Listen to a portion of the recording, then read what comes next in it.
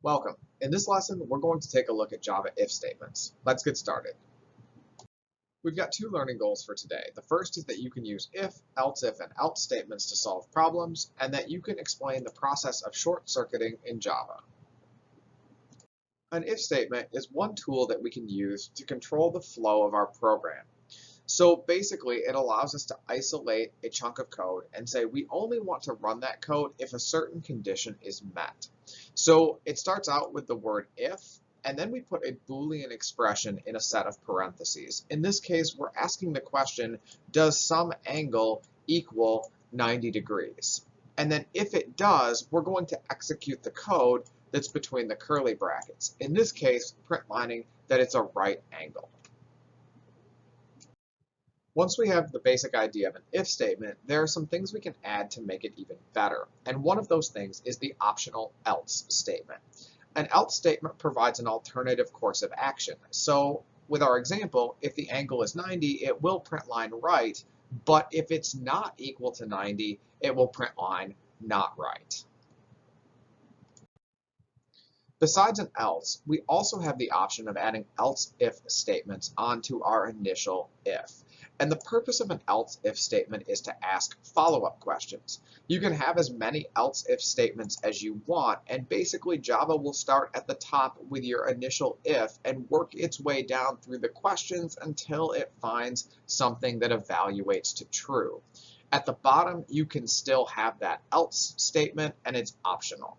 So if we just look at this example, it'll start by asking if the angle equals 90, and if it does, it will print line right, and we're done. None of the other code will happen. But if the angle isn't 90, it will go and ask this next question, is it between 90 and 180? And if it is, it will print obtuse, and it will be done. If it's not obtuse, it will continue to the next question where it will see if the angle is between 0 and 90. And if it is, we're done and it will print acute. But if the if and all the else if statements fail, it will finally land at the else and print that we have a straight angle. Let's do a quick understanding check. This code on your screen attempts to determine what type of apple you have based on the color and the texture of that apple. For example, if the apple color is green, we have a Granny Smith apple. And then there's a series of follow-up questions if the apple isn't green. My question is this: which apple type will never be displayed based on the logic that I have? So pause the video, take a look at the code, and when you're ready, start it again, and we'll see which one never gets printed. The apple that will never be printed is Honeycrisp. Let's see why. So let's assume that the color of our apple is red and the texture is crispy. That's what we need for a Honeycrisp. And we start the if statement at the top with the initial question. Our initial question asks if the color is green. If it was green, we would print Granny Smith and we would be done. But it's not, so we go to the follow-up question with the else if. This one asks if the color is brown. Since the color is not brown, we continue down to the next else if, where we check to see if the color is red, and it is. This is a true statement, and so Java will print line red delicious, and because we found one that's true, it's done. The code will never get down and reach if the color is both red and crispy, and so because of the order we wrote this in, it's really impossible for Java to ever get to Honeycrisp. A way to solve this might be to flip-flop the two else if statements. Short-circuiting is going to give us a way to have our if statement, but also prevent the case where we might accidentally divide by 0 and cause the program to crash.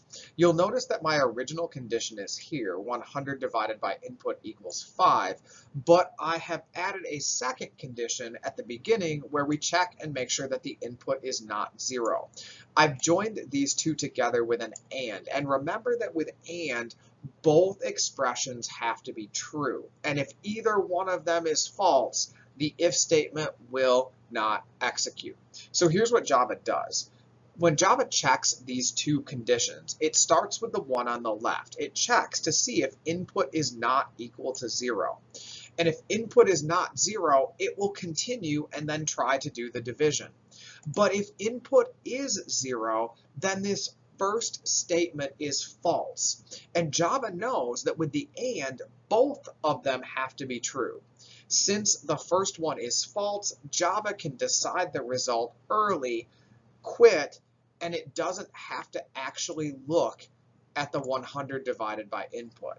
So because Java can make this decision early, we can avoid the divide by zero error, and this is the idea behind short-circuiting. Here's another if statement. This one deals with a string, and it will also potentially cause a runtime error, cause the program to crash. So, two questions.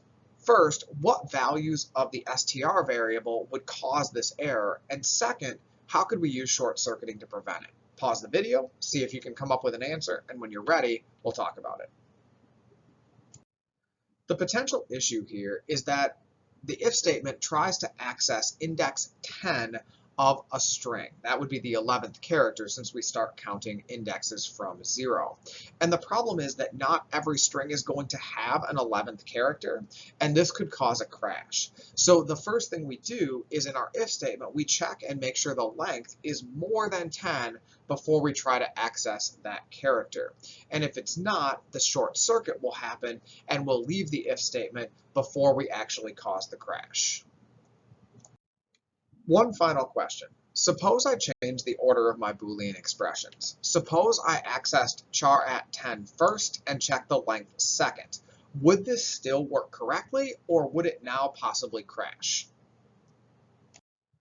And of course, the answer is that this could still potentially crash. Remember, Java evaluates from left to right, so it's awesome that we have a length check here.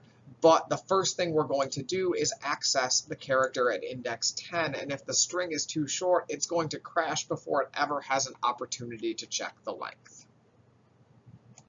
Now that you've watched this lesson, you should be able to use if, else if, and else statements to solve problems, and also you should be able to explain the process of short-circuiting in Java.